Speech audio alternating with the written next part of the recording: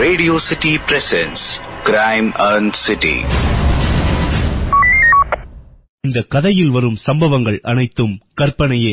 வாழும் அல்லது இறந்தவர்கள் யாரையாவது குறிப்பிட்டால் அது தற்செயலானதே. அளவுக்கு அதிகமா ஆசைப்படுறதுங்கிறது நம்மளை எங்க போய் நிறுத்தும்? நம்ம ஆசைப்படுற விஷயத்துக்காக எந்த எல்லை வரைக்கும் போக நம்ம ரெடியா இருக்கோம்? நம்ம ஆசை நேர்மையானதா நியாயமானதா இருந்தா நம்ம அதுக்காக போராடுறத யாருமே தப்பு சொல்ல மாட்டாங்க. ஆனா அதே ஆசை தவறானதா வேற ஒருத்தர் பொருள் மேல இருந்தா? அழகான அந்த கிராமம் அன்னைக்கு காலையிலேயே பயங்கர பரபரப்பா இருந்தது. 1000 பேர் இருந்தாலும் அமைதியா இருக்கிற அந்த கிராமம் இவ்வளவு ஆரவாரமா இருக்கிறதுக்கு காரணம் புதுசா வந்திருக்கிற ஒருத்தர்.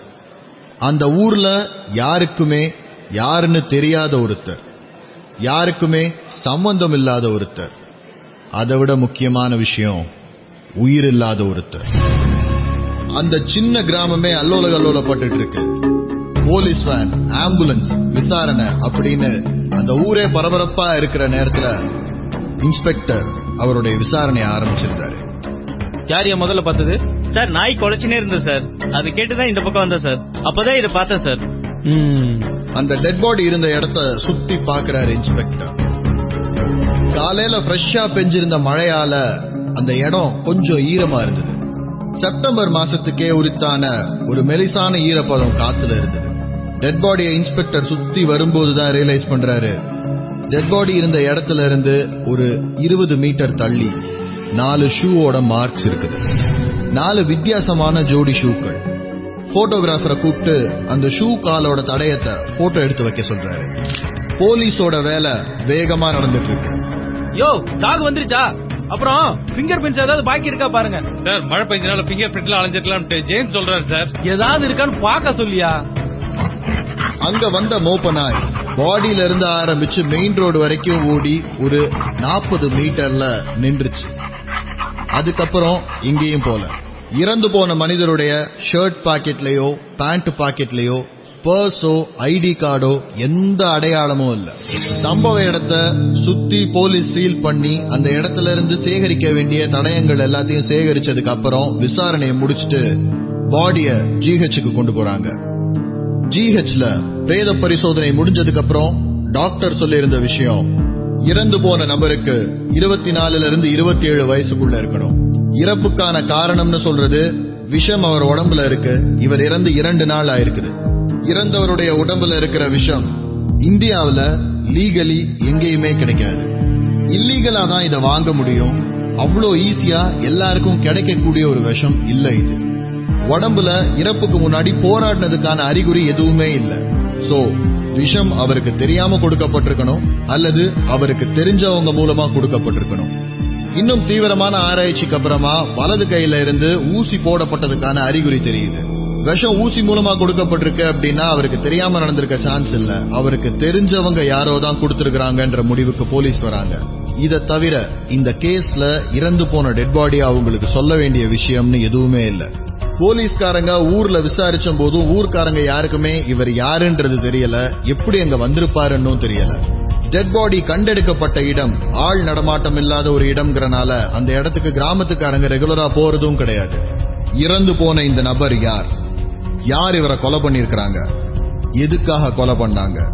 இந்த கேள்விகளோட ஜிஹெச்ல இருந்து வெளியில வராரு இன்ஸ்பெக்டர். ஒரு கிராமத்துல அந்த கிராமத்துக்கு துளியும் சம்பந்தம் இல்லாத ஒருத்தருடைய டெட் பாடி கிடைக்குது. அந்த டெட் பாடி யாரு அப்படிங்கறத ஐடென்டிஃபை பண்ண முடியாத ஒரு குழப்பத்தோட ஜிஹெச்ல இருந்து வெளியில வந்துட்டு இருக்கிறாரு இன்ஸ்பெக்டர். விஷ ஊசி போட்டிருக்கிறாங்கன்றது மட்டும்தான் அவர் கையில இப்போ இருக்கிற ஒரே ஒரு தகவல். இத மட்டும் வச்சு இந்த கேஸ எப்படி ப்ரொசீட் பண்றது அப்படிங்கிற யோசனையோட இன்ஸ்பெக்டர் வெளியில வந்துட்டு இருக்கும் போது பின்னாடியே ஓடி வராரு ஹாஸ்பிட்டலோட வார்ட் பாய். சார், டாக்டர் உங்களை உள்ள கூப்பிட்டா சார். ஏதாவது புது தகவல் கிடைச்சிருக்குமோ அப்படிங்கிற ஆர்வத்துல வேகமா டாக்டர் ரூமுக்கு உள்ள போறாரு இன்ஸ்பெக்டர். டாக்டர், ஏதாவது புது நியூஸ்? புது நியூஸ்ல ஒண்ணும் இல்ல இன்ஸ்பெக்டர். அவரோட க்ளோத்ஸ் எல்லாம் செக் பண்ணும்போது அவரோட பேண்ட் டிக்கெட் பாக்கெட்ல இந்த கிரெடிட் கார்டு ரெசிப்ட் இருந்துச்சு. அந்த கிரெடிட் கார்டுடைய ரெசிப்ட வாங்கி பாக்குறாரு இன்ஸ்பெக்டர். 2 நாட்களுக்கு முன்னாடி சென்னையில இருக்கிற ஒரு பிரபலமான கடையில 3200 ரூபாய்க்கு ஷூ வாங்கினதுக்கான கிரெடிட் கார்டு ரெசிப்ட் அது. எதுவுமே தெரியாத இந்த கேஸ்ல இப்பதான் ஒரு வெளிச்சம் கிடைச்ச மாதிரி இருந்தது இன்ஸ்பெக்டருக்கு. நேரா கிளம்பி கடைக்கு வர இன்ஸ்பெக்டர் அந்த கிரெடிட் கார்டு ரெசிப்ட வச்சு இத வாங்கின நபரை யாருக்காவது ஞாபகம் இருக்கான்னு விசாரிக்க ஆரம்பிக்கிறாரு. சார், அவர் கொஞ்சம் உயரமா இருந்தாரு. ஆனா இதுக்கு முன்னாடி அவரை நான் பார்த்ததில்ல சார். இங்க சிசிடிவி கேமரா இருக்கா? இருக்கு சார். ஃபுட்டேஜ் காமிங்க. சிசிடிவி ஃபுட்டேஜ்ல உயிர் இல்லாம இவங்க கண்டெடுத்த அந்த மனிதர் தனியா கடைக்குள்ள வராரு. ஒரு 5 நிமிஷம் வேற வேற மாடல் எல்லாம் பார்த்துட்டு ஒரு குறிப்பிட்ட ஷூவை எடுத்து பில் பண்றதுக்காக போறாரு. கூட யாரும் வரல, தனியா தான் இருக்காரு. இந்த தகவல்லாம் சிசிடிவி ஃபுட்டேஜ் மூலமா தெரிஞ்சுக்கிற இன்ஸ்பெக்டர் அந்த கிரெடிட் கார்டுடைய நம்பரை வச்சு பேங்க்குக்கு போன் பண்ணி அந்த கிரெடிட் கார்டு ஓனருக்கான அட்ரஸ வாங்குறாரு. ஈரோட்ல இருக்கிற ஒரு அட்ரஸ கொடுக்கறாங்க. கிரெடிட் கார்டு ஓனரோட பேரு ஸ்ரீராம். இன்ஸ்பெக்டருடைய குழப்பம் இன்னும் ஜாஸ்தி ஆகுது. கிரெடிட் கார்டோட அட்ரஸ் ஈரோட்ல இருக்கு. இந்த கிரெடிட் கார்டை யூஸ் பண்ணி சென்னையில ஷூ வாங்கி இருக்கிறாரு. ஆனா வாங்கின இந்த பையன் சென்னை ஆந்திரா பார்டர்ல டெட் பாடியா இருந்திருக்கிறான். யார் இவன்? எங்க இருந்து வந்திருக்கான்? என்ன ஆச்சு இவனுக்கு? அப்படிங்கிற கேள்விகளோட இன்ஸ்பெக்டர் ஸ்ரீராமுக்கு போன் பண்றாரு. சென்னையில இருந்து இன்ஸ்பெக்டர் இளங்கோவன் பேசுறேன். ஸ்ரீராம் தானே? ஆமா சார், சொல்லுங்க சார். உங்க கிரெடிட் கார்டு யூஸ் பண்ணி கடைசியா ஒரு 3000க்கு ஷாப்பிங் நடந்திருக்கு இல்லையா? ஆமா, என் பையன் தான் வாங்கினான். உங்க பையன் இப்ப எங்க? 3 நாள் முன்னாடி தான் சார் சென்னை கிளம்பி போனான். போயிட்டு எனக்கு போன் பண்ணி கூட தகவல் சொன்னான். ஆனா அதுக்கப்புறம் அவன்கிட்ட எந்த கால் மெசேஜ் எதுவுமே இல்ல. நான் கால் பண்ணாலும் சுவிட்ச் ஆஃப்னே வருது. இப்பதான் ஈரோடு போலீஸ் ஸ்டேஷன்ல போய் கம்ப்ளைண்ட் பண்ணிட்டு வரேன். பல நேரம் போலீஸ் வேலையோட கஷ்டமான விஷயம் துக்கமான செய்திகளை உறவினர்கள்ட்ட சொல்றது. அந்த கஷ்டமான விஷயத்த இன்ஸ்பெக்டர் மெதுவா செஞ்சு அவருக்கு தேவையான தகவல்களை ஸ்ரீராம் கிட்ட இருந்து கேட்டுட்டு இருக்காரு. அந்த போன் காலுடைய முடிவுல இறந்து போன அந்த நபரை பத்தி ஓரளவுக்கு எல்லா விஷயங்களும் இன்ஸ்பெக்டருக்கு தெரிஞ்சிருக்குது. இறந்து போன பையனோட பேரு ராஜா. MBA கிராஜுவேட் ஆன அவன் ஃபாரினுக்கு போறதுக்காக இங்க ஒரு ஏஜென்ட்டை மீட் பண்றதுக்கு சென்னை கிளம்பி வந்திருக்கிறான். கையில ஒரு 2 லட்சம் ரூபாய் பணத்தை கொண்டு வந்திருக்கிறான். இங்க வந்ததுக்கு அப்புறம் ஒரு ஹோட்டல்ல தங்கிட்டு அடுத்த நாள் காலையில ஏஜென்ட்ட பாக்குறேன் அப்படின்னு வீட்டுக்கு போன் பண்ணி சொல்லி இருக்கிறான். அதுக்கப்புறத்துல இருந்து எந்த தகவலும் இல்ல. சோ சென்னையில ராஜாக்கு தெரிஞ்ச ஒரே ஆள் அந்த டிராவல் ஏஜென்ட். அந்த டிராவல் ஏஜென்ட்டுக்கு போன் பண்றாரு இன்ஸ்பெக்டர். சார், அந்த பையன் சென்னை வந்துட்டேன்னு எனக்கு போன் பண்ணா சார். நாளைக்கு காலைல வந்து பாக்குறேன்னு சொன்னா, ஆனா வரவே இல்ல சார். அடுத்த நாள் காலையில நான் அவனுக்கு போன் பண்ணா போன் சுவிட்ச் ஆஃப் வருது சார். அவனுக்காக அப்பாயின்மெண்ட் வாங்கி என் பேர் தான் கெட்டு போச்சு. சென்னைக்கு வந்திருக்கிற பையன் கரெக்டா வீட்டுக்கு போன் பண்ணி ரீச் ஆனதை சொல்லியிருக்கான். டிராவல் ஏஜென்ட்டுக்கு போன் பண்ணி நாளைக்கு காலையில வந்துடுறேன்றத சொல்லியிருக்கான். ஆனா அடுத்த நாள் காலையில அவன் போல. நடுவுல அவனுக்கு என்ன ஆச்சு அப்படிங்கிற குழப்பத்தோட இன்ஸ்பெக்டர் ஈரோட்ல இருந்து கிளம்பி வந்துட்டு இருக்கிற ஸ்ரீராமுக்காக வெயிட் பண்றாரு. மதியானம் சென்னைக்கு வந்திருக்கான். வந்த உடனே வீட்டுக்கு போன் பண்ணி ரீச் ஆயிட்டேன்னு சொல்லியிருக்கான். நைட்டு ஏஜென்ட்டுக்கு போன் பண்ணிருக்கான். நாளைக்கு காலையில வந்துடுறேன்னு சொல்லியிருக்கான். ஆனா எந்த ஹோட்டல்ல தங்கியிருக்கான்ற விஷயம் யாருக்குமே சொல்லல. ஏன்? தற்செயலாவா, மறந்துட்டானா, இல்ல பிளான் பண்ணி செஞ்சிருக்காங்களா? இவன் கொண்டு வந்த 2 லட்சம் ரூபாய் என்னாச்சு? ஒருவேளை இவன் கொண்டு வந்த பணத்துக்காக இவனை கொலை பண்ணிருப்பாங்களா? அப்படின்னா இவன் பணத்தோட இங்க வரான்றது யார் யாருக்கு தெரியும்? இந்த கேள்விகள் எல்லாத்தையுமே அடுத்த நாள் காலையில ஸ்ரீராம நேர்ல பார்க்கும்போது கேட்கிறாரு இன்ஸ்பெக்டர். ஃபார்மாலிட்டிஸ்க்கு நடுவுல நடந்த விசாரணையில இன்ஸ்பெக்டருக்கு மேலும் சில தகவல்கள் கிடைக்குது. சார், அவனுக்கு சென்னையில யாரையுமே தெரியாது சார். அவன் பணத்தோட வரான்னு எங்க வீட்டுல இருக்கவங்களுக்கு தெரியும். அதை தவிர அவன் ஃப்ரெண்ட்ஸ் 2-3 பேருக்கு தெரியும். அவங்க ஃப்ரெண்ட்ஸ் போன் நம்பர் கொடுங்க. இறந்து போன ராஜாவோட ஃப்ரெண்டுக்கு போன் பண்றாரு இன்ஸ்பெக்டர். தம்பி, உண்மையை மட்டும் சொல்லு. ராஜாக்கு யாராவது எதிரிங்க இருக்காங்களா? அவனை யாராவது கொன்னுருவன் மிரட்டி இருக்காங்களா? இல்ல ஏதாவது ரவுடிசத்துல ஈடுபட்டு இருக்கானா? சார், அந்த மாதிரி எல்லாம் எதுவும் இல்ல சார். ஆனா நம்ம லவ் மேட்டர் மட்டும் தெரிஞ்சா எங்க அப்பா கொன்னே போட்டுருவாருன்னு ராஜாவோட கேர்ள் ஃபிரெண்ட் அடிக்கடி சொல்லுவா சார். கேர்ள் ஃபிரெண்டா? பேர் என்ன? பத்துல்லா சார். அவங்க அப்பா என்ன பண்றாரு? டாக்டரா இருக்காரு சார். ராஜாவுடைய பிரேத பரிசோதனையில ராஜாவுக்கு கொடுக்கப்பட்ட விஷம் அவ்வளோ ஈஸியா எல்லாருக்கும் கிடைக்காது அப்படிங்கறத டாக்டர் சொல்லி இருந்தாரு. விஷம் ஊசி மூலமா ஏத்தப்பட்டிருக்கு. போலீஸோட ஒப்பீனியன்ல ராஜாவுக்கு நல்லா தெரிஞ்ச யாரோ ஒருத்தர் தான் அந்த ஊசியை போட்டிருக்கணும். இப்போ ராஜா காதலிக்கிற பொண்ணோட அப்பா ஒரு டாக்டர்.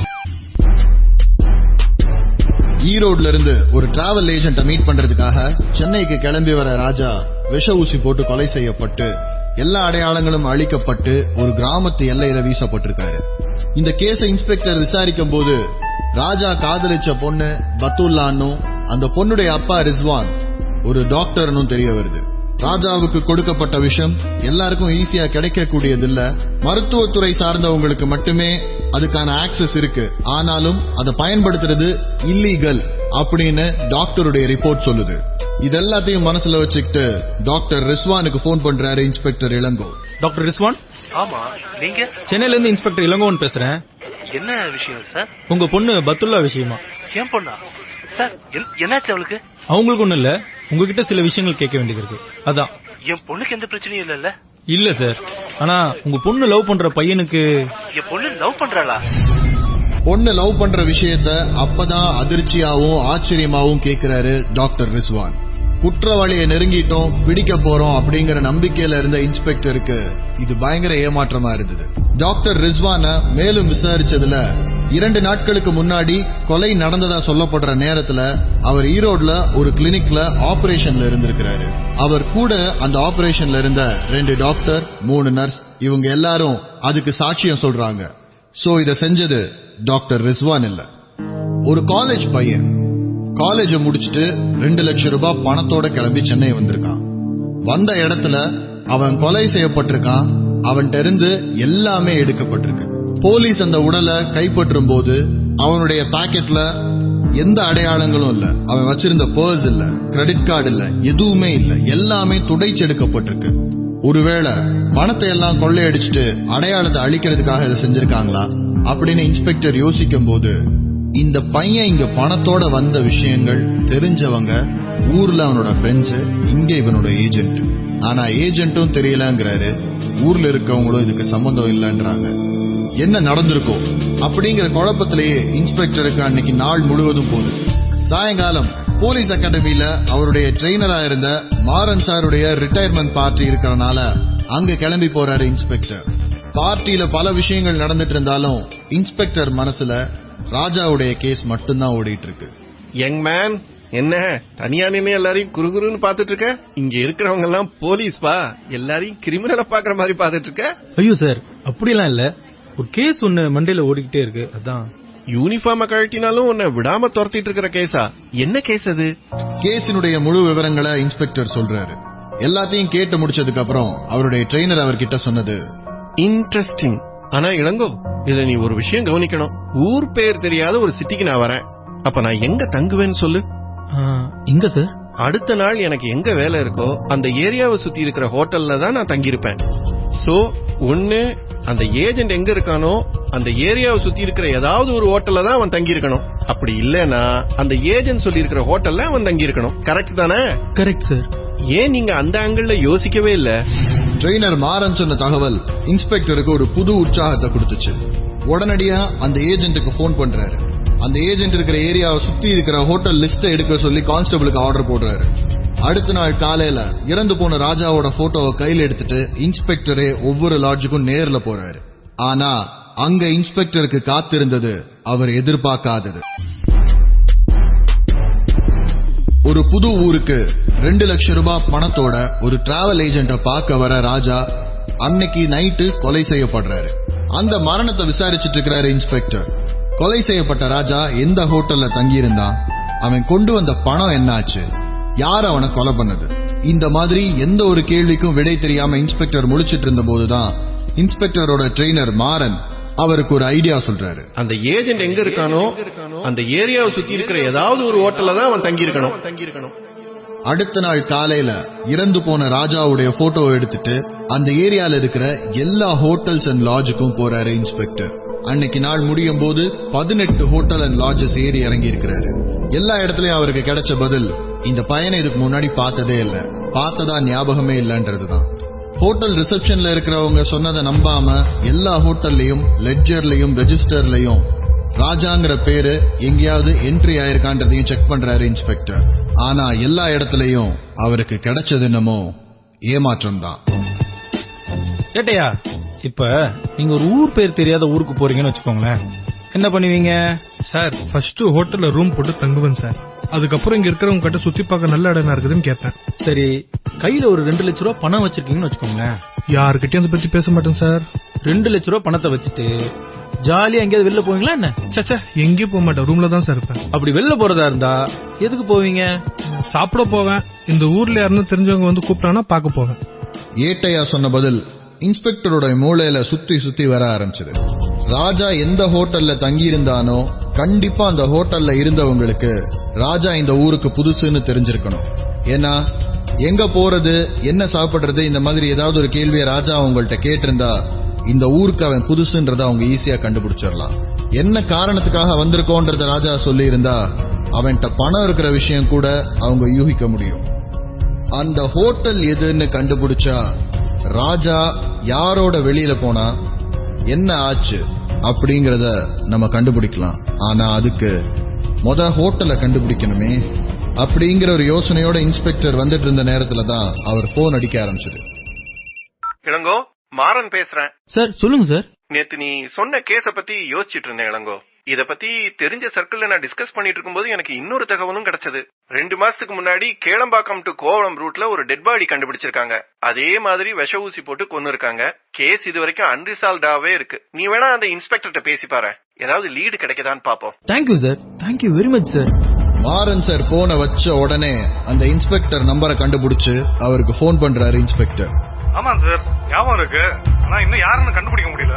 ஊசியை போட்டுதான் கொண்டு இருக்காங்க. பணத்தோட வந்திருக்கிறதா சொந்தக்காரங்க சொன்னாங்க.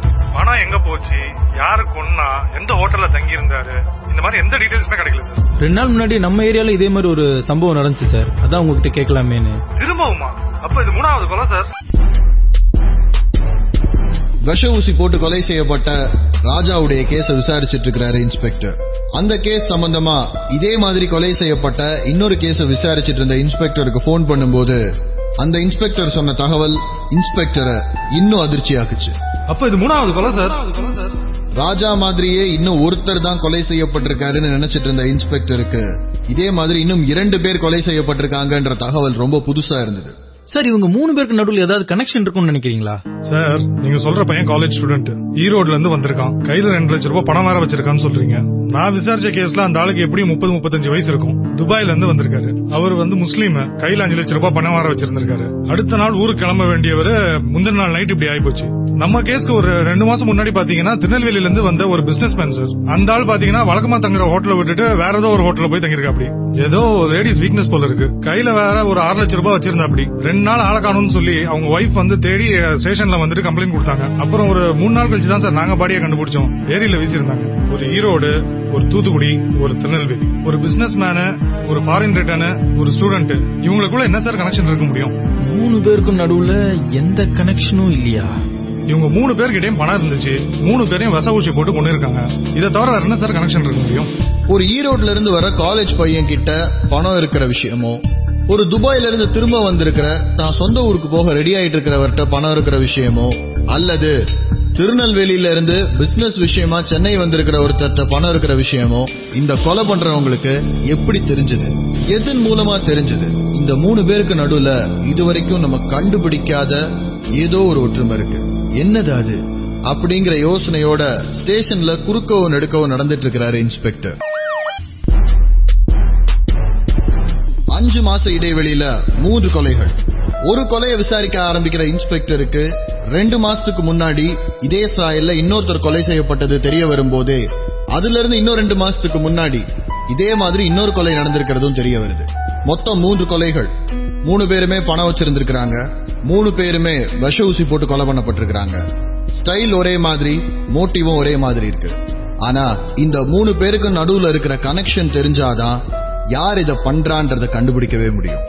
அப்படிங்கிற யோசனையோட ஸ்டேஷன்ல குறுக்கவும் நெடுக்கவும் நடந்துட்டு இருக்கிறாரு இன்ஸ்பெக்டர். வெளியூர்ல இருந்து புதுசா ஊருக்கு வர ஒருத்தர் செய்யக்கூடிய விஷயங்கள் என்னென்ன அப்படின்னு ஒரு லிஸ்ட் எடுக்கிறாரு. மொதல் விஷயம், இந்த ஊர்ல தெரிஞ்சவங்க யாராவது இருந்தா கால் பண்ணி பேசுவாங்க.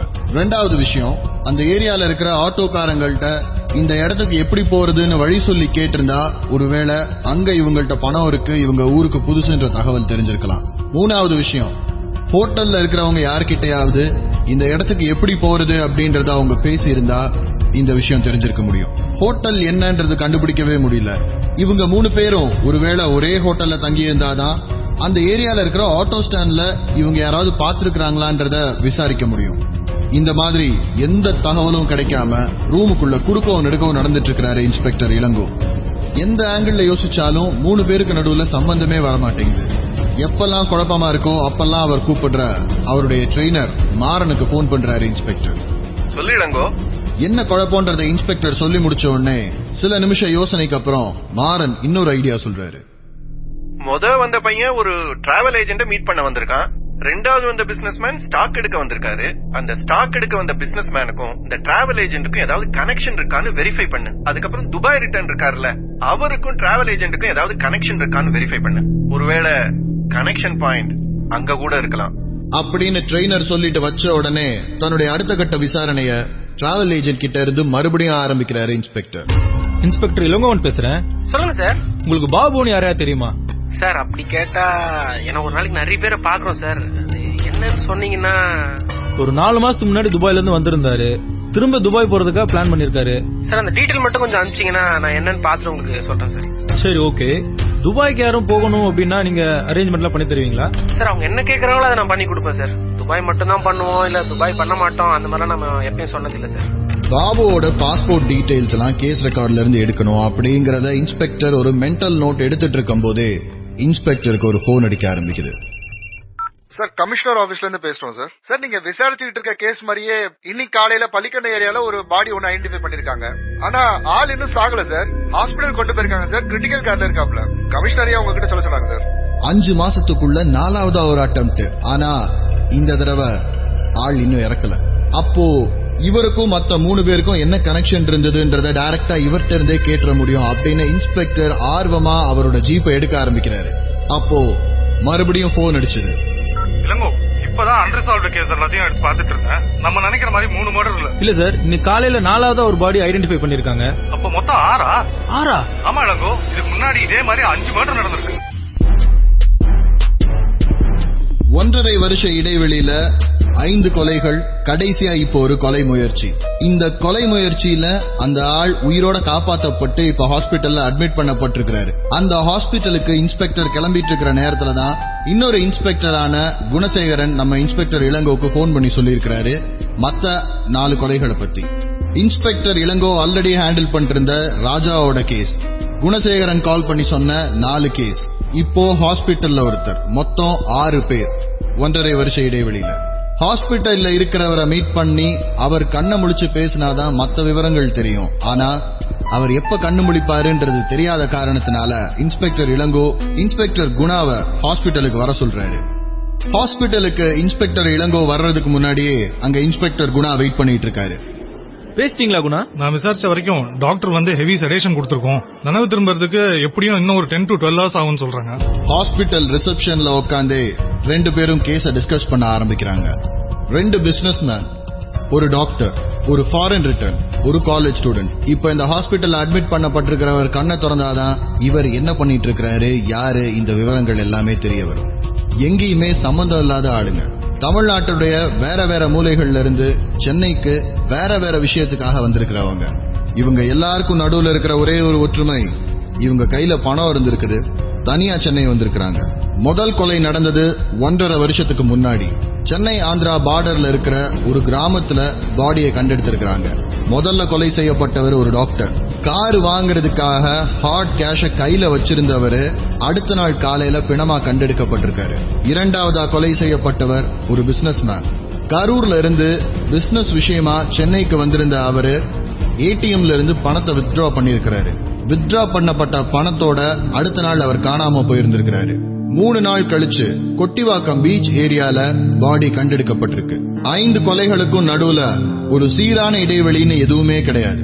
முதல் கொலைக்கும் 2வது கொலைக்கும் நடுவுல இருக்கிற கேப் 3 மாசம்.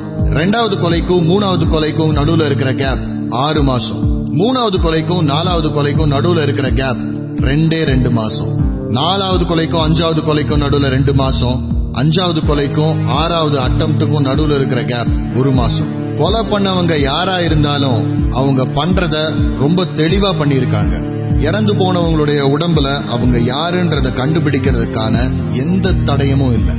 செல்போன், பர்ஸ், ஐடி கார்டு, ஏன் ஷர்ட் காலர்ல பின்னாடி இருக்கிற துணி தச்ச டெய்லருடைய அந்த ஸ்லிப்ப கூட கிழிச்சு எடுத்திருக்கிறாங்க. ஒவ்வொரு தடவையும் கொலை செய்யப்பட்டு 2-3 நாட்களுக்கு அப்புறம் தான் பாடியை கண்டுபிடிக்க முடிஞ்சிருக்குது. பாடியை கண்டுபிடிச்சு 2-3 நாள் கழிச்சுதான் இவங்க யாரு என்னங்கிற விவரத்தை கண்டுபிடிக்க முடிஞ்சிருக்குது. ஒரு கொலையாளிக்கு தடயங்கள் எல்லாத்தையும் அழிக்கிறதுக்கு தேவையான டியூரேஷன்ன்றது நிறையவே கிடைச்சிருக்குது ஒவ்வொரு கொலைக்கு அப்புறமும். ஆனா குற்றவாளி எவ்வளவு புத்திசாலியா இருந்தாலும் ஏதாவது ஒரு தப்பு பண்ணுவான்றதுதான் போலீஸ்க்கு சொல்லிக் கொடுக்கப்பட்டிருக்கு. அதுதான் நடந்துட்டும் இருக்கு. அந்த ஒரே ஒரு தப்பு எங்க இருக்குன்றதான் இன்ஸ்பெக்டர் குணாவும் இளங்கோவும் உட்காந்து பேசிட்டு இருக்காங்க. சீரியல் கில்லிங் இளங்கோ பிளான் பண்றானுங்க, பணத்தோட வரவங்கள ட்ராக் பண்றானுங்க, கொலை பண்ணிடுறானுங்க. பணத்தோட வராங்கன்னு எனக்கு ஒரு டவுட் வருது குணா. இவங்கெல்லாம் எப்படி டிராவல் பண்றாங்க? காரா, பஸ்ஸா, இல்ல ட்ரெயினா? ஒன்னா டிராவல் பண்ணதுக்கு ஏதாவது ட்ராக்கிங் இருக்குங்களா? அந்த ஃபாரின் ரிட்டர்ன் ஃபிளைட்ல வந்திருக்காரு. அவர் இங்க எங்கேயுமே லோக்கல்ல டிராவல் பண்ணல. 2 பிசினஸ் மேனுமே வேற வேற ஊர்க்காரனுங்க. ட்ரெயின்ல ஒன்னா டிராவல் பண்ண சான்ஸே இல்ல. பஸ்ஸா இருந்தாலுமே 2 பேருமே வேற வேற ட்ராக். இந்த காலேஜ் பையன் பஸ்ல வந்திருக்கான். அந்த டாக்டர் எதுல வந்தாருன்ற க்ளூ யாருக்குமே தெரியல. குணா, இதை நீங்க இன்னொரு ஆங்கிள் யோசிச்சு பாத்தீங்கன்னா, இவங்க எல்லாரும் ஏதாவது ஒரு ஹோட்டல்ல தங்கி இருக்கணும்ல. இவங்க எல்லாம் ரூம் புக் பண்ணிட்டு செக் அவுட்டே பண்ணாம திங்ஸ் எல்லாம் அங்கேயே இருந்துச்சுன்னா ஹோட்டல்காரங்க யாராவது கம்ப்ளைண்ட் பண்ணிருக்கணும்ல. இளங்கோ, ஹோட்டல்காரனுங்களுக்கு 1000 வேலை இருக்கும். நிறைய ஹோட்டல்ஸ்ல பாத்தீங்கன்னா 2-3 நாள் பாப்பாங்க. ஆள் வரலையா திங்ஸ் எல்லாம் தூக்கி ஸ்டோர் ரூம்ல போட்டு அவங்க வேலையை பார்க்க ஆரம்பிச்சிருவாங்க. இப்படி இவங்க 2 பேரும் டிஸ்கஸ் பண்ணிட்டு இருந்த அதே நேரத்துல இன்ஸ்பெக்டர் இளங்கோவோட போன் அடிச்சது. போன் பண்ணினது கமிஷனர். என்ன இளங்கோ, ஏதாவது அப்டேட் இருக்கா? சார், இப்பதான் டிஸ்கஸ் பண்ணிட்டு இருந்தோம். ஒரு 1.5 வருஷ கேப்ல 5 கொலை பண்ணிருக்காங்க சார். இப்ப நடந்தது 6வது அட்டெம்ப்ட். ஆள் கொஞ்சம் உயிர் இருக்குன்னு சொல்லிட்டு ஹாஸ்பிடல் கொண்டு வந்து கிரிட்டிக்கல் கேர் யூனிட்ல அட்மிட் பண்ணிருக்காங்க சார். ஆமாமா, அந்த அப்டேட் எனக்கு வந்தது. பிரஸுக்கும் மீடியாக்கும் இந்த விஷயம் லீக் அவுட் ஆகணும். நம்ம தேடிட்டு இருக்கவங்க அலர்ட் ஆகிறதுக்கு சான்ஸ் இருக்கு. அங்க உடனே வெளியில சென்ட்ரி போடுங்க. அவர் கண் முழிச்சது அப்புறம் அவர் என்ன சொல்றான்னு அப்டேட் பண்ணுங்க. இது சீரியல் கில்லிங் அப்படின்ற நியூஸ் வெளியே போயிடக்கூடாது இளங்கோ. கண்டிப்பா சார். கமிஷனர்கிட்ட பேசி முடிச்சதுக்கு அப்புறமா ஹாஸ்பிட்டல்ல ஒரு சென்ட்ரி ஒருத்தரை போட்டுட்டு 2 இன்ஸ்பெக்டரும் கிளம்பி வீட்டுக்கு போறாங்க. 10 மணி நேரம் 12 மணி நேரம் ஆகுது. மெதுவா அந்த பேஷண்ட்டுக்கு அப்பதான் சுயநினைவு வருது. வந்த உடனே இன்ஸ்பெக்டருக்கு ஹாஸ்பிட்டல்ல இருந்து போன் பண்றாங்க. அவசரமா ஹாஸ்பிட்டலுக்கு ஓடி போறாரு இன்ஸ்பெக்டர் இளங்கோ.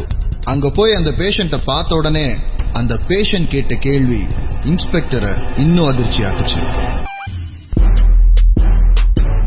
1.5 வருஷத்துல 5 கொலைகள், ஒரு கொலை முயற்சி, எல்லாமே ஒரே ஸ்டைல்ல ரொம்ப கிளியரா பிளான் பண்ணி செய்யப்பட்டிருக்கு.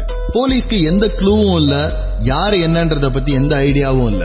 இருட்டு ரூமுக்குள்ள தட்டு தடுமாறி எதையோ தேடிட்டு இருக்க மாதிரி இன்ஸ்பெக்டர் இளங்கோ தேடிட்டு இருக்கும் போதுதான் கொலை முயற்சியில உயிர் பொழைச்ச அந்த பேஷண்ட் கண்ணை திறந்துட்டாரு அப்படின்னு ஹாஸ்பிட்டல்ல இருந்து போன் வருது. ஹாஸ்பிட்டலுக்கு ஓடி போற இன்ஸ்பெக்டருக்கு இன்னொரு அதிர்ச்சி காத்துட்டு இருந்தது. சார், நான் எப்படி இங்க வந்தேன்? என்னாச்சு? ஒண்ணுல நீங்க ரோட்ல மயங்கி கிடந்தீங்க. ஒரு லாரி டிரைவர் உங்களை பார்த்து இந்த ஹாஸ்பிட்டலுக்கு கொண்டு வந்து அட்மிட் பண்ணிருக்காரு. ரோட்லயா? அப்ப என்ன ரூம்ல இருந்து பிக் பண்ண இன்கம் டாக்ஸ் ஆபீசர்ஸ் எங்க? விஷ ஊசி போட்டு ஒரு கொலை முயற்சியில கண்ணு முழிக்கிற பேஷண்ட் கண்ணு முழிச்ச உடனே என்ன விசாரிச்ச இன்கம் டாக்ஸ் ஆபீசர்ஸ் எங்கன்னு கேட்டதும் அதிர்ச்சி அதிகமாகுது இன்ஸ்பெக்டர் இளங்கோக்கு. என்ன நடந்தது அப்படிங்கிற விவரத்தை அந்த பேஷண்ட் கிட்ட கேட்க ஆரம்பிக்கிறாரு. அந்த பேஷண்ட் சொன்ன விவரங்கள் இதுதான். அவருடைய பேரு பிரசன்னா, வயசு 32, ராஜபாளையம்ல இருந்து கிளம்பி சென்னையில ஒரு ஐடி கம்பெனில வேலைக்கு சேர்றதுக்காக வந்திருக்கிறாரு. இங்க அவர் தங்க போற வீட்டுக்கு அட்வான்ஸ் கொடுக்கறதுக்காக கையில 1.5 லட்சம் ரூபாய் கேஷ கொண்டு வந்திருக்கிறாரு. கொண்டு வந்தவர் அவருடைய ஜாயினிங் டேட் 2 நாள் தள்ளிங்கிறனால வீடு பாக்குறதுக்கான விஷயங்களை அந்த ஏரியால இருக்கிறவங்கள்ட்ட சொல்லி வீடை தேட ஆரம்பிச்சிருக்கிறாரு. 2 நாள் அவர் அந்த ஹோட்டல்ல இருந்ததுக்கு அப்புறம் 2வது நாள் நைட்டு அவரை தேடி இன்கம் டாக்ஸ்ல இருந்து 4 ஆபீசர்ஸ் வந்திருக்கிறாங்க. வந்தவங்க ஆபீஸ்க்கு உங்களை கூட்டிட்டு போகணும், விசாரிக்கணும்னு சொல்லி அவரை வண்டியில ஏத்துறாங்க. வண்டியில ஏறினதுக்கு அப்புறம் விசாரணைக்கு நேரா ஆபீஸ் போயிட்டு இருந்த போது நடுவுல இவர் மயக்கமாயிருந்திருக்கிறார். கண்ணு முழிச்சு பார்க்கும்போது இந்த பிரசன்னா ஹாஸ்பிட்டல்ல இருந்திருக்கிறார். இதுதான் பிரசன்னா இன்ஸ்பெக்டர் சொன்ன விஷயம். இன்ஸ்பெக்டருக்கு அப்பதான் இன்னொரு டவுட் வர ஆரம்பிக்குது. இன்கம் டாக்ஸ் ஆபீசர் சொல்லிருக்காங்களா? யாருடைய ஐடி ஏதாவது பாத்தீங்களா? பார்த்தேன் சார், அதுல கேசவன் போட்டிருந்துச்சு. கார்ல கூட்டு போனதா சொன்னீங்களே, என்ன காரு? ஒரு ஒயிட் கலர் அம்பாசிடர். எத்தனை பேர் இருந்தாங்க கார்ல? 3 பேர் இருந்தாங்க. என்னன்னு சொல்லி உங்களை கூப்பிட்டாங்க? இவ்வளவு கேஷ் எங்கிட்ட எப்படி வந்ததுன்னு விசாரிக்கணும்னு கூப்பிட்டாங்க. உங்க கையில கேஷ் இருக்கிறது அவங்களுக்கு தெரியுமா? ஆமா, என் ரூமுக்கு வந்து கேஷ்ல எடுத்துட்டு தான் என்ன கூட்டிட்டு போனாங்க. அவங்க கிட்ட தான் என்னோட 1.5 லட்சம் ரூபாய் இருக்கு இன்ஸ்பெக்டர். டோன்ட் வரி பிரசன்னா, நான் யாரு என்னன்னு இன்கம் டாக்ஸ் ஆபீஸ்ல விசாரிச்சுட்டு உங்களுக்கு அப்டேட் பண்றேன். இப்ப நீங்க ரெஸ்ட் எடுங்க. ஏன் இளங்கோ, அவங்க கிட்ட இருக்கிறத கொள்ளையடிக்க ட்ரை பண்ணிருக்காங்க, கொலை பண்ண ட்ரை பண்ணிருக்காங்கன்னு சொல்ல வேண்டியதானே? வெளியூர்ல இருந்து வந்திருக்கான், இப்பதான் மெடிக்கேஷன்ல இருந்து கண்ணே முழிச்சிருக்கான். இந்த நேரத்துல இதை ஏன் சொல்லிட்டு? அப்புறம் இன்ஸ்பெக்டர், இன்கம் டாக்ஸ் டிபார்ட்மெண்ட்ல K7 யாராவது இருக்காங்களா நம்ம விசாரிக்கணும். அவன் சொல்ற அடையாளம் வச்சு பார்த்தா அந்த K7க்கு 50ல இருந்து 55 வயசு இருக்கும்னு நினைக்கிறேன். அந்த K7 கூட வந்த 2 பேருக்குமே 40ல இருந்து 45 வயசு இருக்கும்னு நினைக்கிறேன். உயரமா வேற இருக்காங்கன்னு சொல்றான். சரி, நீங்க நம்ம டிபார்ட்மெண்ட்ல பேசி இன்கம் டாக்ஸ் ஆபீஸ்ல அப்படி யாராவது இருக்காங்களா? அப்படி இருந்தா முந்தா நேத்து பிரசன்னான்னு யாராவது அவங்க என்கொயரி பண்ண வந்தாங்களா? அப்புறம் அவங்களோட இன்ஃபார்மர் யாரு அப்படின்றது கொஞ்சம் பாருங்களேன். இளங்கோ, அவங்க நிஜமாவே இன்கம் டாக்ஸ்ல இருந்தா வந்திருப்பாங்கன்னு நீங்க நம்புறீங்களா? எனக்கும் நம்பிக்கை இல்ல. ஆனா இவ்வளவு ஆத்தென்டிக்கா நடிச்சிருக்காங்கன்னா எங்கேயோ ஒரு இடத்துல லூப் இருக்குன்னு தான் நினைக்கிறேன். சரி, நான் அது என்னன்னு பாக்குறேன். இளங்கோ, சொல்லுங்க குணா. அவர் எந்த ஹோட்டல்ல தங்கி இருக்காருன்னு நம்ம கேட்கவே இல்ல பாத்தீங்களா? அவசரமா மறுபடியும் பிரசன்னாவோட ரூமுக்குள்ள போறாங்க இன்ஸ்பெக்டர் குணாவும் இளங்கோவும். பிரசன்னா, எந்த ஹோட்டல்ல தங்கி இருந்தீங்க? நுங்கம் பக்கத்துல KABன்னு சொல்லி ஒரு லாட்ஜ் சார். அந்த லாட்ஜ்ல யார்ட்டையாவது உங்ககிட்ட பணம் இருக்குன்ற விஷயத்தை பத்தி பேசுனீங்களா? பணம் இல்ல சார், வீடு வாடகை பெட்டி தான் பேசிட்டு இருந்தேன். சரி, இந்த ஊசி உங்களுக்கு ஹோட்டல்ல வச்சு போட்டாங்களா இல்ல கார்ல வச்சு போட்டாங்களா? ஊசி, ஆமா சார். எனக்கு அந்த இன்கம் டாக்ஸ் ஆபீசர் கூட ஒரு டாக்டர் இருந்தாரு. அவர் தான் இந்த ஊசி போட்டா உண்மை எல்லாம் சொல்லும், அதனால பயப்பட வேணாம்னு சொன்னது. அதனாலதான் நான் போட்டுக்கிட்டேன். இத கேட்டதுக்கு அப்புறம் வெளியில கிளம்புற இன்ஸ்பெக்டர் இளங்கோவும் குணாவும் நேரா ஹோட்டலுக்கு போறாங்க. இதுக்கப்புறம் இன்கம் டாக்ஸ் டிபார்ட்மெண்ட்ல விசாரிக்க வேண்டிய வேலையே இல்ல. ஏன்னா இன்கம் டாக்ஸ் டிபார்ட்மெண்ட்ல உண்மையை வரவழைக்கிறதுக்கு இப்படி ஒரு டெக்னிக்கா கையாள வேண்டிய அவசியமே இல்ல. ஹோட்டலுக்கு போற இன்ஸ்பெக்டர் இளங்கோவுக்கு இன்னொரு ஆச்சரியம் அங்க காத்துட்டு இருந்தது. 1.5 வருஷத்துல 5 கொலைகள், ஒரு கொலை முயற்சி, எல்லாமே ஒரே ஸ்டைல்ல. கொலை முயற்சியில தப்பிச்ச பிரசன்னா சொன்ன தகவல் படி 2 இன்கம் டாக்ஸ் ஆபீசர் விசாரிக்கணும்ன்ற பேர்ல ஹோட்டல்ல இருந்த பிரசன்னாவை கார்ல கூட்டிட்டு வந்திருக்காங்க. ஆபீஸ் போறதுக்குள்ள அந்த கார்ல இருக்கிற ஒரு டாக்டர் உண்மையை கண்டறியறதுக்காக இந்த மருந்துன்னு சொல்லி ஒரு ஊசிய பிரசன்னாவுக்கு போட்டிருக்காரு. ஆனா உண்மையிலேயே அதுதான் விஷ ஊசி. பிரசன்னாவுடைய எதிர்ப்பு சக்தியா அல்லது மருந்துல இருந்த குறைபாடான்னு தெரியல, பிரசன்னா உயிரோட காப்பாற்றப்பட்டிருக்காரு. இப்போ காவல்துறைக்கு இருக்கிற ஒரே ஒரு துருப்புச்சீட்டு பிரசன்னா. குற்றவாளிகளை நேர்ல பாத்திருக்கிறாரு, என்ன பண்ணிருக்கிறாங்கன்றது அவருக்கு தான் தெரியும். அவருக்கு பாதுகாப்பா ஹாஸ்பிட்டல்ல பலப்படுத்திட்டு இன்ஸ்பெக்டர் குணாவும் இளங்கோவும் அவர் தங்கியிருந்த KAB லாட்ஜுக்கு போறாங்க. யோ, லெட்ஜர்லாம் என்ன நீங்க கையில தான் எழுதிட்டு இருக்கீங்களா? சார், முதலாளி ரொம்ப வயசானவர், அவர் இதே தான் ஃபாலோ பண்ண சொல்லியிருக்காரு சார். சார், நம்ம ஹோட்டல்ல கார்டு பேமெண்ட் கூட கிடையாது சார், எல்லாமே கேஷ் தான். யோ, என்னையா இதுல 2 நாள் என்ட்ரி தான் இருக்கு? சார், இது புதுசு சார். இதுக்கு முன்னாடி இந்த லெஜர் எங்க? சார், அது மேனேஜர் கிட்ட தான் இருக்கும் சார். மேனேஜர் எங்க? அவரு வெளியூர் போயிருக்காரு சார். அந்த பதில கேட்ட உடனே இன்ஸ்பெக்டர் குணாவும் இளங்கோவும் ஒருத்தர் மாத்தி மாத்தி பாத்துக்கிறாங்க. எப்போ போனாரு? நேத்து காலையில சார். இங்க பிரசன்னான்னு ஒருத்தர் தங்கி இருந்தாரு, உங்களுக்கு தெரியுமா? சார், நான் நைட் ஷிஃப்ட் தான் வருவேன், பகல் என்ன நடக்குதுன்னு எனக்கு தெரியாது சார். சார், எந்த room number sir? Room number கேட்க மாட்டேன்னு. அந்த லெஜர் எடுத்து செக் பண்ண உங்களுக்கே தெரியும்ல சார். என்னைக்கு சார் அவர் தங்க வந்தாரு? 3 நாளைக்கு முன்னாடி சார். அந்த டீடைல்ஸ் இதுல இல்ல, பழைய லெஜர்ல இருக்கும்னு நினைக்கிறேன். மேனேஜர் வந்தவன நான் செக் பண்ணிட்டு கூப்பிடுமா சார் உங்களை? மேனேஜர் எப்போ வருவாரு? வர ஒரு 2 நாள் ஆகும் சார். மேனேஜர் நாளை காலையில ஸ்டேஷன்ல இல்ல, ஹோட்டல்ல மூடி சீல் வச்சிருவேன், புரியுதா சார்? மேனேஜர் கிட்ட கமிஷனர் சொன்னாருன்னு சொல்லு. ஹோட்டல்ல இருந்து கிளம்புற இன்ஸ்பெக்டர் 2 பேரும் ஜீப்ல இந்த கேஸ்ல என்ன பண்ணணும்ன்றத டிஸ்கஸ் பண்ணிட்டே வந்துட்டு இருக்கும் போது இன்ஸ்பெக்டர் இளங்கோ இதுவரைக்கும் நடந்தத கமிஷனர் கிட்ட அப்டேட் பண்ணிடலாம்னு சொல்லி கமிஷனருக்கு போன் பண்றாரு. 2 இன்கம் டாக்ஸ் ஆபீசர் ஒரு டாக்டரா வந்து ஒரு ஒயிட் கலர் அம்பாசிடர்ல பிரசன்னாவை ஹோட்டல் ரூம்ல இருந்து வெளியில கூட்டிட்டு வந்திருக்காங்க. உண்மையை கண்டறிகிற மருந்துன்னு சொல்லி விஷ ஊசிய பிரசன்னாவுக்கு போட்டிருக்கிறாங்க. ஆனா பிரசன்னாவுடைய நல்ல நேரம், பிரசன்னா மயக்கமாய் விழுந்திருக்கிறாரு. இறந்து போயிட்டாருன்னு நினைச்சு அவருடைய பாடியை பள்ளிக்கரணையில டிஸ்போஸ் பண்ணிட்டு அவங்க காணாம போயிட்டாங்க. இப்ப பிரசன்னா போலீஸோட கஸ்டடியில இருக்காரு. தங்கி இருக்கிற ஹோட்டலுக்கு போய் விசாரிக்கும் போது லெட்ஜர் வெறும் ஹேண்ட் ரிட்டன் லெட்ஜரா இருக்கு, கம்ப்யூட்டரைஸ்டா எதுவுமே இல்ல. அதுவும் 2 நாள் டேட்டா தான் இருக்கு.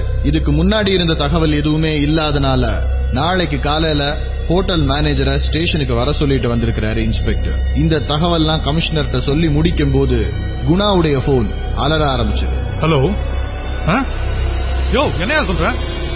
யோ நல்லா தேடுங்கயா, வந்துகிட்டே இருக்கோம். இல்லங்கோ, ஹாஸ்பிட்டல்ல இருந்த பிரசன்னாவை காணுமா? எக்ஸ்ரே எடுக்கணும்னு சொல்லி கூட்டிட்டு போயிருக்காங்க, அப்படியே கடத்திட்டு போயிருக்காங்க. கேஸ் முடிய போகுது. குற்றவாளியை பிடிக்க போறோம்னு உற்சாகத்துல இருந்த 2 இன்ஸ்பெக்டரையும் பரபரப்பு தொத்திக்க ஆரம்பிக்குது. பரபரப்பா 2 பேரும் வண்டியை ஹாஸ்பிட்டலுக்கு உள்ள விடும்போது ஹாஸ்பிட்டல் முழுக்க போலீஸ் நின்னுட்டு இருக்காங்க. பேக்கப்க்கு வந்த போலீஸ் போற வரை எல்லாரையும் விசாரிச்சுட்டு இருக்காங்க. உள்ள போற 2 பேரும் நேரா ரிசப்ஷன்ல போய் சென்ட்ரிட்ட கேட்ட முதல் கேள்வியே, எத்தனை பேரியா வந்தாங்க? சார் ஒரே ஒரு ஆள் தான் சார் வந்தாரு. வார்ட் பாய் மாதிரி ட்ரெஸ் போட்டிருந்தார் சார். உள்ள இருக்கிற பேஷண்ட் எதுக்கு வந்திருக்கான்னு கூட தெரியாம அப்படின்னு இன்ஸ்பெக்டர் குணா சென்ட்ரிய திட்டிட்டு இருந்த நேரத்துல இன்ஸ்பெக்டர் இளங்கோ ரிசப்ஷனுக்கு மேல இருந்த அந்த சிசிடிவி கேமராவை பாக்குறாரு. அந்த சிசிடிவி ஃபுட்டேஜ் எனக்கு வேணும் உடனே. ஆல்ரெடி ஹாஸ்பிட்டல் முழுக்க போலீஸ் இருக்குது அப்படிங்கிற ஒரு பயத்துல இருந்த ஹாஸ்பிட்டல் நிர்வாகமும் வேகமா சிசிடிவி ஃபுட்டேஜ இன்ஸ்பெக்டர் இளங்கோவுக்கு கொடுக்கறாங்க. அதுல பிரசன்னாவை ஸ்ட்ரெச்சர்ல வச்சு தள்ளிட்டு போறாரு ஒரு உயரமான மனிதர். கண்டிப்பா 5 அடி 10 அங்குலம் 11 அங்குலம் இருப்பாரு.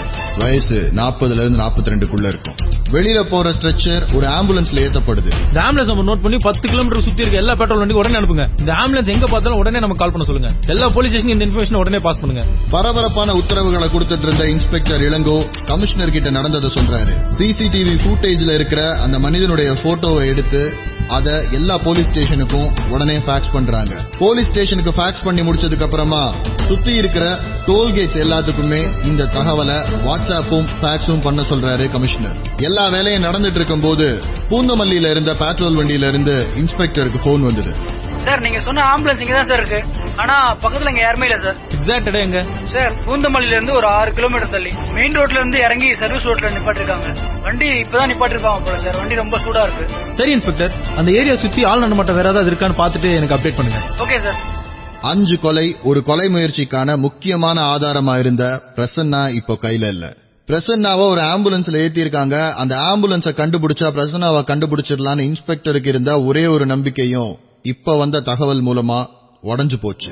ஆம்புலன்ஸை விட்டுட்டு வேற ஒரு வண்டியில போயிருக்கணும், இல்ல வேற ஏதாவது ஒரு இடத்துல அவங்க பதுங்கி இருக்கணும்.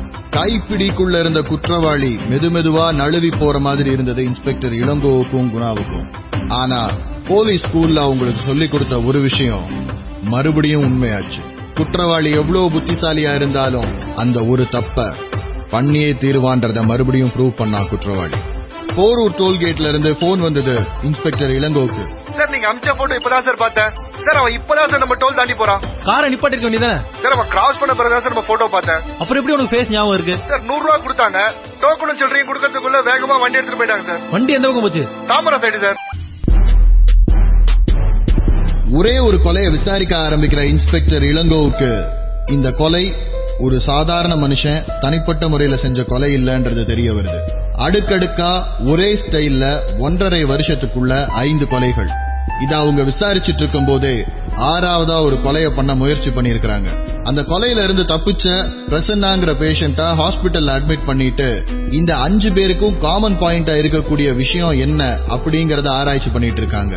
ஒருவேளை இந்த பிரசன்னா தங்கியிருந்த ஹோட்டல்ல தான் இதுக்கு முன்னாடி கொலை செய்யப்பட்ட 5 பேரும் தங்கியிருந்தாங்களான்றத வெரிஃபை பண்றதுக்கு இன்ஸ்பெக்டர் அங்க போன போது அங்க பழைய லெட்ஜர் எதுவுமே இல்ல. எங்க மேனேஜர் நேத்து காலையில இருந்து வரலன்றத ரிசப்ஷன்ல உட்கார்ந்து இருக்கிறவர் சொல்றாரு.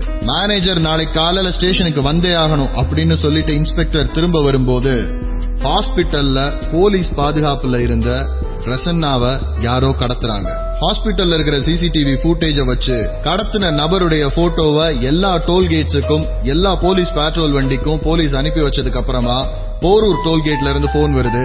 அந்த வண்டி 5 நிமிஷத்துக்கு முன்னாடி டோல்கேட்டை தாண்டி தாம்பரம் நோக்கி வேகமா போனதா.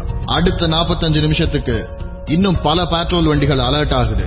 பெருங்குளத்தூர் பக்கத்துல அந்த ஒயிட் கலர் அம்பாசிடரை மடக்கி பிடிக்கிறாங்க போலீஸ். உள்ள இருந்த 3 பேரும் போலீஸ் கஸ்டடிக்கும் மயக்கமா இருந்த பிரசன்னா மறுபடியும் ஹாஸ்பிட்டலுக்கும் அனுப்பப்படுறாரு. போலீஸ் விசாரணையில உள்ள இருந்த 3 பேர்ல ஒருத்தர் இன்கம் டாக்ஸ் அதிகாரியா இருக்கிற தண்டபாணின்னும் இன்னொருத்தர் மெடிக்கல் ஷாப் வச்சிருக்கிற வேலாயுதம்னும் 3வது ஆள் KAB லாட்ஜுடைய மேனேஜர் பிரபாகரன்னும் தெரிய வருது. முதல்ல இவங்க கொலை செஞ்ச அந்த டாக்டர் இவங்க 3 பேரையும் ஒரு பார்ல மீட் பண்ணிருக்கிறாரு. தான் கிட்ட பணம் இருக்கிறத பத்தி ரொம்ப பெருமையா பேசிட்டு இருந்த அந்த டாக்டர் கிட்ட இருந்து பணத்தை எப்படி எடுக்கிறதுன்றத முதல்ல யோசிச்சு ஒரே ஒரு தடவை அப்படின்னு ஆரம்பிச்ச விஷயம் தான் இது. இன்கம் டாக்ஸ் ஆபீசரா இருக்கிற தண்டபாணி போலியா ஒரு ஐடி கார்டை ரெடி பண்ணுவாரு. மருந்து கடை வச்சிருக்கிற வேலாயுதம் உண்மை அறியும் ஊசின்னு சொல்லி ஒரு விஷ ஊசியை ரெடி பண்ணி வச்சிருந்தாரு. அந்த டாக்டர் தங்கியிருந்த ஹோட்டலுடைய மேனேஜரான பிரபாகரன் டாக்டரை ஹோட்டல்ல இருந்து வெளியில கூட்டிட்டு வர்றதுக்கு உதவி பண்ணாரு. செஞ்ச முதல் கொலை வெற்றிங்கிறனால அடுத்த விஷயத்துக்கு 3 பேரும் ரெடி ஆகுறாங்க. தனியா பணம் எடுத்துட்டு சென்னைக்கு வந்து இந்த ஹோட்டல்ல தங்குறவங்களை இன்கம் டாக்ஸ் அதிகாரி மாதிரி வேஷமிட்டு வெளியில கூட்டிட்டு வந்து உண்மை அறியும் ஊசின்னு விஷ ஊசியை போட்டு கொலை பண்றத இவங்க ஒரு ரெகுலரான பிசினஸ் ஆக்கிட்டு இருந்தாங்க. விசாரணைன்னு அவங்க கொண்டு வந்திருக்கிற பணத்தை இவங்க கைப்பற்றுவாங்க. கொலை நடந்ததுக்கு அப்புறம் அந்த ரூமை கிளியர் பண்ணிட்டு ஒரு 2 நாள் எல்லாரும் வெளியூர் போயிருவாங்க. அதுக்கப்புறம் எடுத்த பணத்தை சமமா பங்கிட்டுக்கிறது, திரும்ப வேலையை மெதுவா ஆரம்பிக்கிறது. அப்படித்தான் இவங்க 3 பேரோட வாழ்க்கையும் போயிட்டு இருந்திருக்கு. பிரசன்னா அவங்க வாழ்க்கையில வர்ற வரைக்கும் ஸ்போர்ட்ஸ் பர்சனான பிரசன்னாவுடைய உடம்புல இருந்த எதிர்ப்பு சக்தி இவங்க கொடுத்த விஷ ஊசியை விட கொஞ்சம் ஸ்ட்ராங்கா இருந்தனால அந்த டோசேஜ்ல பிரசன்னா மயக்கம் மட்டும் ஆயிருக்கிறாரு. இறந்துட்டாருன்னு நம்பி பள்ளிக்கரணை பக்கத்துல பாடியை டிஸ்போஸ் பண்ணிட்டு 3 பேரும் கிளம்பி போயிருந்திருக்கிறாங்க. ஆனா இவங்க எதிர்பார்க்காத விஷயம், அந்த இடத்துக்கு வந்த லாரி டிரைவர் பிரசன்னாவை பார்த்து அவனை உடனடியா ஹாஸ்பிட்டல்ல சேர்த்தது. எப்ப போலீஸ் டிபார்ட்மெண்ட்ல இருந்து இன்கம் டாக்ஸ்ல இப்படி ஒரு ஆள் இருக்காருன்னு கேட்டு போன் வந்ததோ அப்பதான் அலர்ட் ஆயிருக்கிறாரு தண்டபாணி. எந்த ஹாஸ்பிட்டல்ல இருக்காருன்றத அவருக்கு தெரிஞ்ச போலீஸ் சோர்சஸ் மூலமா விசாரிச்சு பிரசன்னாவை டிஸ்போஸ் பண்ணிடணும்னு வந்த பிளான் தான் இது. ஆனா போலீஸ் ஸ்கூல்ல சொல்லி கொடுத்த மாதிரி எவ்வளவு புத்திசாலியான குற்றவாளியா இருந்தாலும் கண்டிப்பா ஒரு தப்பு பண்ணுவான். அந்த ஒரு தப்பு அவனை சட்டத்தின் பிடியில கொண்டு வந்து நிறுத்தும்ன்றத தண்டபாணியும் மறந்துட்டாரு, வேலாயுதமும் மறந்துட்டாரு, பிரபாகரனும் மறந்துட்டாரு. கனவுகள் ரொம்ப நேர்மையா இருக்கும் போது அந்த கனவுகளை நமக்கு நனவாக்கி கொடுக்க இந்த உலகமே சேர்ந்து வேலை செய்யும்னு அப்துல் கலாம் சொல்லியிருக்காரு. ஆனா அந்த ஆசைகள் தவறான வழியில இருக்கும் போது அது நம்மளை கொண்டு போய் சேர்க்கிற இடமும் தவறான இடமா தான் இருக்கும். அளவுக்கு அதிகமா அடுத்தவங்க பொருளுக்கு ஆசைப்பட்ட அந்த 3 பேருக்கும் 20 வருஷம் ஜெயில் தண்டனை கொடுத்தது நீதிமன்றம். Radio City presents Crime and City.